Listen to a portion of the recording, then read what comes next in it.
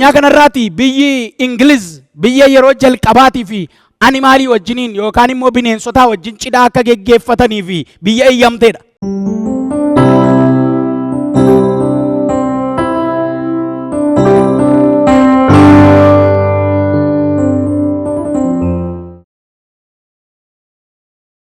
Gogaani horii irraa ba'a malee mukarraan ba'u. Gaafa horii qalan immoo dhiigni dhangala'a. Gaafa horii qalan immoo lubbuun hin ba'a.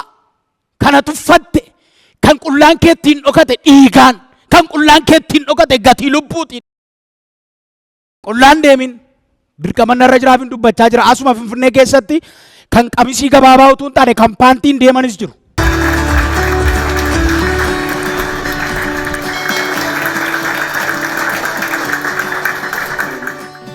Excellencies, invited guests, ladies and gentlemen, a very good morning to you all.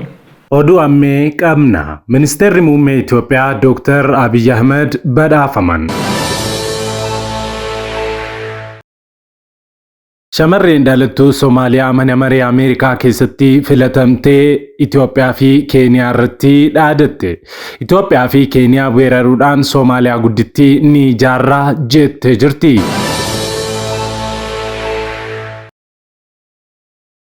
Israa'el fi Hamas waraana dhaabuu fi Israa'el fi Gaazaan erga waraana bananii ji'oota muraasni darbanis lammiileen Gaazaa hedduun ajjeefamuun isaanii ni yaadatama.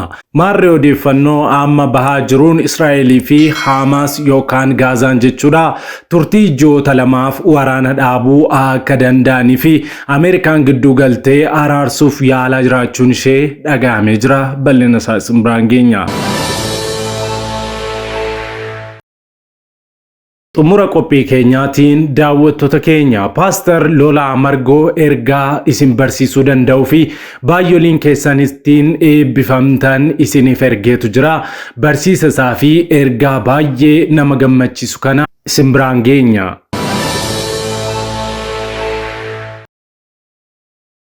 Nagaa fi araarri Kiristoos bakka jirtanitti hunduma keessaniif haa baay'atu. Akkam jirtu daawwattoota Kiristiyaan Miidiyaa. Odeessa wayitaawaa yeroo kanaaf isiniif qindeeffannee isin biraan ga'uuf qabannee dhiyaanneerra hamma xumura qophii keenyaatti nu wajjin turaan affeerraa keenya. Yeroo jalqabaaf gara chaanaalii keenyaatti kan dabalamtan subscribe gochuudhaan mallattoo beelii sana fuulduratti isinii ba'u sala tokko gadi tuquun ol kan jettu irra kaawwachuudhaan akkasumas like gochuudhaan yaada keessan ammoo saanduqa yaadaa keessatti nuuf barreessu. Hin dagatina share gochuudhaanis guddina chaanaalii keenyaa keessatti gahee keessan baasiniin jecha karaa fuula websaayitii keenyaa odeeffannoowwan kiristiyaanaa dabalataa barreeffamaa afaan beektan afaan oromootiin akka isin naqqabuuf koomentii jalqabaarra liinkii isinii keenya jiru sana gadi tuquun achiinis maatii taasiniin jenna kallattiidhaan gara qophii keenyaatti wal wajjiin hadabarru.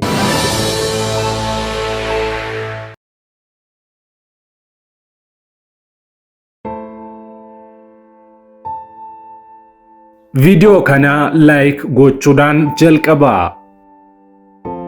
Odeessa keenya yeroo kana oduu ammee dhaga'ameen jalqabna. Ministeerri muummee Itoophiyaa Dr. Abiy Ahmed badhaafaman. Dhaabbata mootummoota gamtoomaniitti kan badhaafaman ministeerri muummee Itoophiyaa Dr. Abiy Ahmed dhaabbata nyaataa fi qonna addunyaatiin biyya Xaaliyaan magaalaa Roomaatti badhaafaman. Badhaasa medaaliyaa FAO Agricola kan bara kanaa dhaabbanni mootummoota gamtoomanii kenneen kanarratti Dr. Abiy Ahmed kalaqa haaraa midhaan nyaataatiin of danda'uuf oomishaanii fi oomisha qamadii biyya ollaatti erguuf taasisaniin jajamuudhaan badhaafaman. Muummichi ministeeraa Dr. Abiy Ahmed kaleessa Xaaliyaanitti argamuudhaan bakka buutonni biyyoota addunyaa fi dhaabbilee gurguddoon bakka argamanitti oomisha midhaan nyaataatiin of danda'uuf kallattii kalaqa hojii filatanii fi raawwataniin ture badhaasa isaanii kan fudhatan. Odeessa keenya itti aanutti yeroo darbinu daawwattoota keenya Israa'el fi Hamas waraana dhaabuuf walii galaa jiru. Israa'el fi Gaazaan erga waraana bananii ji'oonni muraasii darbanis lammiileen Gaazaa hedduun ajjeefamuun isaanii ni yaadatama. Marii Ameerikaan geggeessaa jirtu kanaan guyyaa 10 ture kanaan waliigalteen ji'oota lamaaf waraana dhaabuu akka raawwatamu waliigaltee irra ga'amuun ibsamee jira. waliigaltee waraana dhaabuu kanaan lammiileen Israa'el 136 ta'anii fi lammiileen Filisxeem 1000 lakkaa'aman harka Israa'el jiran akka gadhiifaman waliigalamuun ibsamee jira. Hamas gama isaatiin waliigalteen waraana dhaabuu kun yeroo dheeraaf akka ta'u gaafatus Israa'elii fi Ameerikaan waliigalteen kun ji'oota lamaaf qofaa akka turu kan ta'ee fi ergasii booda maal akka ta'u akka hin beekamne himamee jira. Lola Hamas Israa'el irratti bane jedhame kanaan lammiileen Israa'el 1600 gama Filisxeemiin ammoo hamma gabaasa kana isiniif qindeessinetti lammiileen 26,300 ol ta'an ajjeefamuun ibsameera. Mana murtii addunyaatti Afrikaa kibbaan himatamtee marmaaraa kan jirtu Israa'el erga waraanni Hamaasiin irratti baname asitti biyyoonni deeggartoota ishee ta'an 10 Gaazaarraa deeggarsa dhaabuunis ibsamee jira. Manni murtii addunyaa biyyoonni 10 kanaan dura Gaazaaf deeggarsa namummaa gochaa turanii fi booda kanarra dhaaban deebisanii akka gargaaran murteessee jira. Biyyoonni kunneen Ameerikaa, Ingiliz, Faransaay, Hoolaand, Jarmanii fi biyyoota Awurooppaa biroodha. Wal waraansii addunyaa kanarratti arginuu fi raawwatamaa oolan martuu mallattoo deebi'ee dhufuu gooftaa keenya Yesuus Kiristoosii fi jala bultii isaati. Wangeela Maatiyos boqonnaa 24 lakkoofsa 5 hamma 12tti akkas jira. Yesuus immoo deebisee homtinuu akka isin wallaalchifnetti akeekkadha. Baay'een ani Masiihidha jechaa maqaa kootiin hin dhufu, namoonni baay'eenis hin wallaalchifamu. Lolaa fi oduu lolaa dhaga'uuf jirtu akka hinnaanitti ilaalladha. Kan akkasii kun ta'uun irra jira. Kun garuu amma illee dhuma isaa miti. Sabni saba irratti, mootummaanis mootummaa irratti hin ka'a. Beelli sosochiinsa lafaa iddoo adda addaatti hin ta'a. Wanti kun hundinuu garuu jalqaba ciniinsuuti. Yommus rakkinatti dabarsanii isiniin kennu, isiniin ajjeesu anaaf jettanii saba hundumaa biratti kan jibbamtan hin taatu. Yeroo sanatti namoonni baay'een hin gufatu. Walii isaanis dabarsanii wal kennu, walis hin jibbu. Raajonni sobduun baay'een hin ka'u, namoota baay'ees hin wallaalchisu. Seera malee jiraachuun waan baay'atuuf jaalalli namoota baay'ee qabbanaa hin adeema. Mallattoo jala bultii bara dhumaa yookaan deebi'ee dhufuu gooftaa keenya Yesuus Kiristoos keessa ta'an keessaa tokko waraana yookaan oduu lolaa dhaga'uudha. Lolaa fi oduu lolaa jechuudha. Biyyoota addunyaa keenya keessatti argaman keessaatti biyyoonni 40 hamma 50 ta'an waraana keessatti kallattiinis al-kallattiinis ta'u argamaa jiru. Biyyoonni kunniin waraanni biyya ormaarraa yookaan lammiileedhuma biyyattii fincilanii dachee isaanii keessatti adeemsifamaa jira.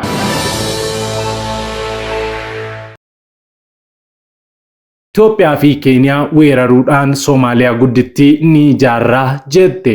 Miseensi mana maree Ameerikaa dhalattuu Soomaaliyaa. Shamarreen dhalattuu Soomaaliyaa mana maree Ameerikaa keessatti filatamtee yaada Ziyaad Baaree bara 1969 Soomaaliyaa kaaftee fi Itoophiyaa ittiin weeraruuf yaaltee deebiftee kanaaressite. Miseensi mana maree Ameerikaa dhalattuu Soomaaliyaa umuriin 41 taatee Iyaan Omar engadda Itoophiyaa fi Keeniyaatti dhaadatte. Miseensi mana maree Ameerikaa kun utuu ani aangoorra jiru waliigalteen Itoophiyaa fi Somaaliilaand taasisan akka tarsa'u nan godhaa milkaa'uu dabalataanis dachee Keeniyaa fi Itoophiyaan dachee keenya fudhatanii jiran deebifnee weeraruudhaan lafa keenya ni deebifannaa. Kanaaf ammoo pireezidantiin Soomaaliyaa wajjin mari'anneerra jechuudhaan dubbattee jirti. Mana maree Ameerikaatti deeggartoota Ripablikaaniin kan ta'an ammoo yaada ishee kana mormuudhaan yaada yakkaa fi waraana daangaa Itoophiyaa fi Keeniyaa irratti kakaasuudha. Kanaafuu dhorkiin ishee irratti darbuu qaba jechuudhaan gaafachuun isaanii ni yaadatama. Ameerikaan nu deeggarti kan jettee dubartiin Soomaaliyaa mana maree Ameerikaatti Mineesota bakka bu'anii jiran kun abbaa isaa koloneelii fi loltoota Ziyaad Baaree isa Itoophiyaa weeraruuf bara dargii waraana bane keessaa tokko ta'uu ishee fi ijoollummaatti gara Ameerikaatti imaluun ishee himamaa jira. Dhimma kana ilaalchisanii Itoophiyaa fi Keeniyaan deebiin isaan kennan hin jiru. Qophii keenya xumuraatiin daawwattoota keenya namni waaqayyoo Paaster Lolaa Margoo ergaa kana isiniif qoodee jira. Namni waaqayyoo Paaster Lolaa Margoo kanaan dura jecha isaanii keessaati waan ittiin isaan amantoota bara dhumaa jala jiran kana dammaqsan isin biraan ga'uun keenya ni yaadatama. Har'as kennaa ayyaanaa wajjin wal qabsiisuudhaan barsiisa addaa isaan kennan isin biraan keenya daawwannee walitti deebinu. Bineensatu dhufaa jira jettee akka duttuuf adurree immoo akka isheen hantuuta mana kee ari'attuuf guddisa. Biyyoota adda addaatti garuu adurree wajjinis hin nyaatu, saree wajjinis hin nyaatu. Addunyaa kanarraati biyyi Ingiliz biyya yeroo jalqabaatii fi animaalii wajjiniin yookaan immoo bineensotaa wajjin cidhaa akka geggeeffatanii fi biyya eeyyamteedha.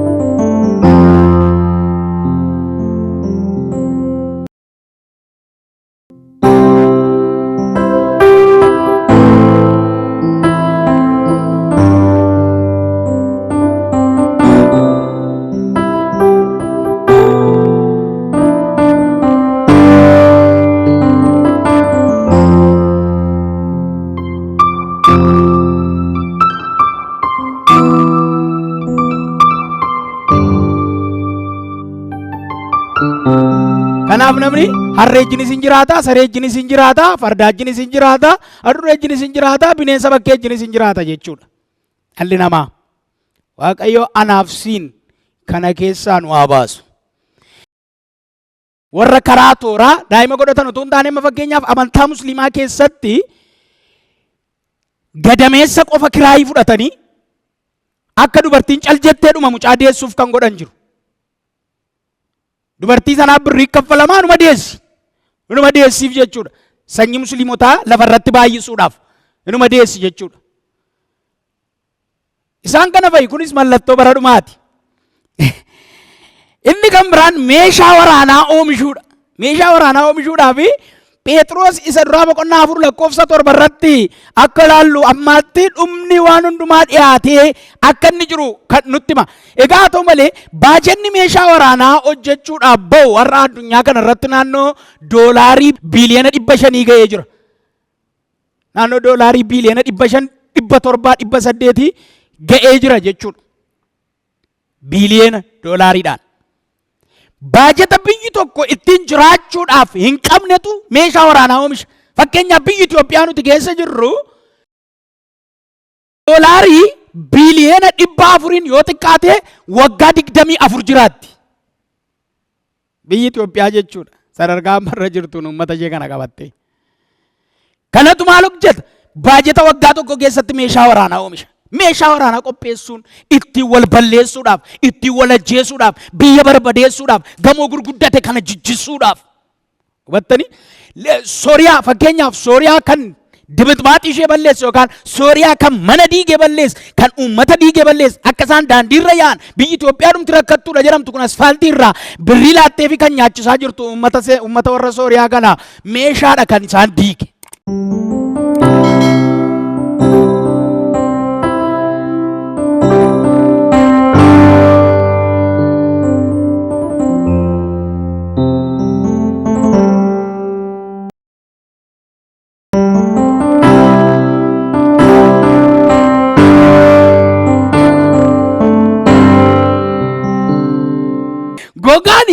horiin raabaa malee mukarraan ba'u. Gaafa horii qalan immoo dhiigni dhangala'a. Gaafa horii qalan immoo lubbuun hin ba'a. Kana tuffatte kan qullaan kee ittiin dhokate dhiigaan, kan qullaan kee ittiin dhokate gatii lubbuutiin. Qullaan deemin dirqama narra jiraaf hin dubbachaa jira. Asuma Finfinnee keessatti kan qamisii gabaabaa utuu hin taane kan paantiin deemanis jiru. Paantiidhumaan kan deemanis jiru. Istaayiliin kan biraanis immoo jira.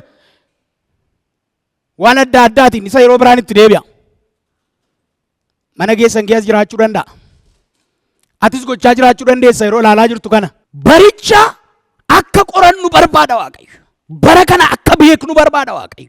Bara kana akka ilaallu barbaadna Waaqayyo. Wangeela Luqaas boqonnaa 12:54 hanga 56 kan jiru kana keessatti akka nuti bara kana ilaallu barbaada Waaqayyo. Of hin arginee nana jedhee miti. Akkamitti bara kana hubachuu dadhabdan. Akka nuti qorannu barbaada. Barri kan qoratamu waan lamaan qoratama barri. Barri waan lamaan qoratama.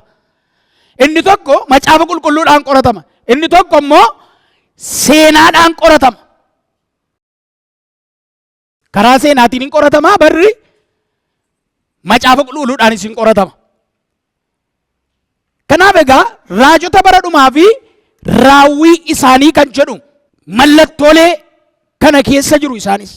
Mallattoolee bara dhumaa butamuu waldaa kiristiyaanaa, jijjiirama waggaa 7 deebi'ee dhufuu gooftaa keenya Yesuus, mootummaa waggaa 1000 fi mootummaa bara baraa. Isaan kun mallattoodha. Wanti isinitti dubbachaa jiru kun irra deebi'a. Raajota bara dhumaa fi raawwii isaanii kan jedhu kanaan wal qabatee kan jiran mallattoolee bara dhumaa, butamuu waldaa kiristiyaanaa, isa guddaa gidiraa waggaa 7 deebi'ee dhufuu gooftaa keenya Yesuus, mootummaa waggaa 1000 fi mootummaa bara baraa. Maqaan Waaqayyoo bara baraan haa ulfaatu. Inni kan biraan ganuu fi lakkoofsa 666 ofitti fudhachuu. Kan gananis jiru, kan ofitti fudhatanis jiru jechuudha. Deebi'ee dhufuu gooftaa keenya Yesuusitti dhiyaatanii waan jiraniif xiyyeeffannaa addaadhaan qoratamuu kan qaban warroon tan amma dubbadhe kanadha jechuudha. Beekuu kan qabu. Dhaloonni kun beekuu kan qabu. Qorachuu kan qabu. Yeroo kana qorannu namoonni tokko waan Waaqayyoof loogan itti fakkaate gaafatu waa'ee illuuminaatii dubbattu. Maaliif waa'ee illuuminaatii dubbatta wangeela dhiiftee siin jedhu. Anaan kan na mudate jira. Kan naa bilbilanii waa'ee illuuminaatii maal goota waa'ee wangeelaan dubbattu. Akka sifira isaa taatan nan beeka. Sababii sifira isaa taataniif walitti sin naquufan dubbadda. Akka kana dubbiin kiyya. Maqaan Waaqayyoo bara baraan haa ulfaatu. Fira keessan isa hamaa sanaa wajjin walitti sin naquu barbaada. Kanaafan barsiisa. Fira keessan isa ajjeesaa sanaa wajjin walitti sin naquu barbaada. Fira keessan isa bineensa sanaa wajjin walitti sin naquu barbaada. Kanaafidha kana waa'ee illuuminaatii barsiisu. Macaafa waanan dhiisee miti. Sagalee kana dubbisuu waanan dhiisee miti. Kana dubbiseetani kana walitti sin naqaayu. Macaafa kanaan ala wanti ba'e tokkoyyuu hin jiru. Kanaaf Maatiyos 24:33 irratti waa'ee milikkitoota kanaa sagalee Waaqayyoo gadi fageenyaan dubbata. Akkasuma isinis immoo kana hundumaa yommuu argitan akka balbalatti dhiyaate beekaa. Waddaa wantoota nama jedhe kun kana hundumaa yeroo argitan akka balbalatti dhiyaate beekaa. Eenyu dhufaatiinsaa? Eenyu dhufaatiin gooftaa? Maqaan Waaqayyoo bara baraan haa ulfaatu.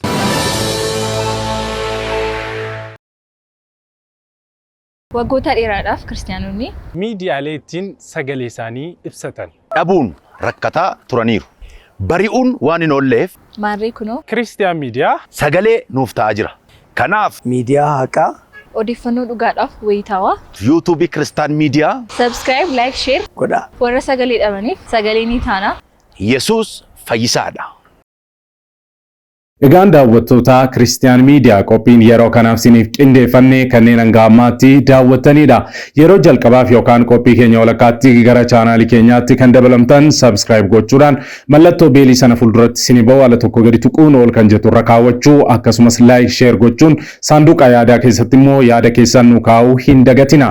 Dabalataan karaa fuula weebsaayitii keenyaa www.christiannewsethiopia.com odeeffannoowwan kiristiyaanummaa afaan beektan afaan oromootiin argachuu hin dagatina isiniin jenna.